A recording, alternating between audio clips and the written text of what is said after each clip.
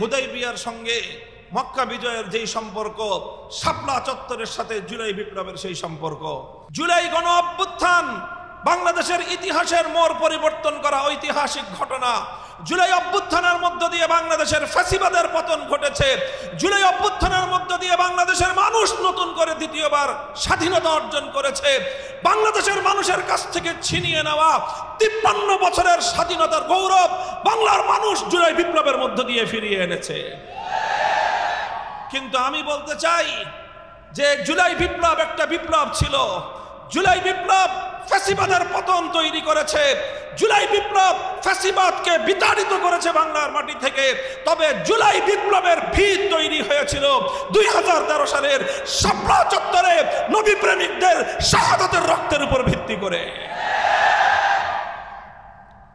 যেমনি ভাবে হুদাইবিয়ার সঙ্গে মক্কা বিজয়ের যেই সম্পর্ক, শাপলা চত্বরের সাথে জুলাই বিপ্লবের সেই সম্পর্ক, কাজী রহমতুল্লিল আলামিন সাল্লাল্লাহু আলাইহি ওয়াসাল্লামের সম্মান এবং মর্যাদা এই বাংলাদেশ রাষ্ট্র প্রদান করতে রাষ্ট্রীয়ভাবে বিপ্লবীভাবেই এবং জুলাই বিপ্লবের এই সফলতার কারণেই এদেশের জাতি রাষ্ট্র আগামী দিনে আল্লাহর নবীর ইজ্জতের রক্ষার জন্য, নবীজির সম্মান রক্ষার জন্য আইন তৈরি করতে তারা বিপ্লবের এই ঐতিহাসিকভাবেই তারা বাধ্য।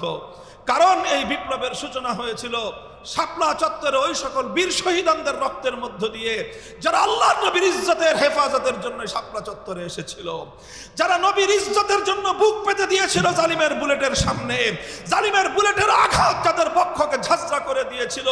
শাপলা চত্বর থেকে নিয়ে চিটাগাং রোড পর্যন্ত আমার অজস্র ভাইয়ের ক্ষতবিক্ষত লাশ রাজপথে পড়েছিল আল্লাহর নবীর ইজ্জতের হেফাজতের জন্য। সেই দেশে নবীর ইজ্জতের হেফাজতের জন্য যদি আইন তৈরি না হয়, আমার নবীকে কটাক্ষকারীর জন্য যদি সর্বোচ্চ শাস্তির বিধান তৈরি করতে না পারে, সেটা হবে এই দেশ এবং জাতির জন্য কলঙ্ক। সেটা হবে জুলাই বিপ্লবের ক্ষেত্রেও একটি দুঃখজনক অধ্যায়। সংগ্রামী সাথী ও বন্ধুগণ, আলোচনা দীর্ঘ করব না। আমি সর্বশেষ যেই কথাটা বলতে চাই, যে আলোচনা আমি শুরু করেছিলাম, যে হুদাইবিয়ার সময় যেভাবে আমাদের নবীজি সাল্লাল্লাহু আলাইহি ওয়াসাল্লাম দূরদৃষ্টি সম্পন্ন সিদ্ধান্তের মধ্য দিয়ে নিজের উম্মাহকে, ইসলামকে, জাতিকে এক ঐতিহাসিক বিজয়ের দ্বার প্রান্তে নিয়ে গিয়েছিলেন, আজকে বাংলাদেশের ইসলামপন্থীরা আমি মনে করি সেই ঐতিহাসিক বিজয়ের দ্বার প্রান্তে আমরা দাঁড়িয়ে আছি। আজ আমাদের ভিত তৈরি করবার সময়।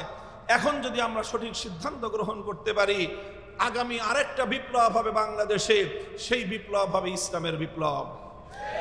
সেই বিপ্লবের পরবর্তী বাংলাদেশের সংবিধান হবে এমন একটা সংবিধান, যেই সংবিধানে আল্লাহর কোরআন এবং নবীর সুন্নাহর বিরুদ্ধে এক অক্ষর থাকতে পারবে না। ইনশাআল্লাহ আমরা সে রাষ্ট্র প্রতিষ্ঠা করেই ছাড়ব। ইনশাআল্লাহ এটা আমাদের শপথ। আমরা এমন একটা রাষ্ট্র প্রতিষ্ঠা করতে চাই যে রাষ্ট্রে আল কোরআন, ইসলামী শরিয়ার বাইরে কোনো কথা চলবে না, চলতে পারবে না। তোমরা তৈরি হও, প্রস্তুতি গ্রহণ করো। ইনশাআল্লাহ আমাদের জীবদ্দশায় আমরা বাংলাদেশকে সেই পরিণতির দিকে, সেই পরিণামের দিকে আমরা নিয়ে যেতে পারবো বলে আমি অত্যন্ত দৃঢ়ভাবে আশাবাদী। আল্লাহ আমাদেরকে তৌফিক দান করেন।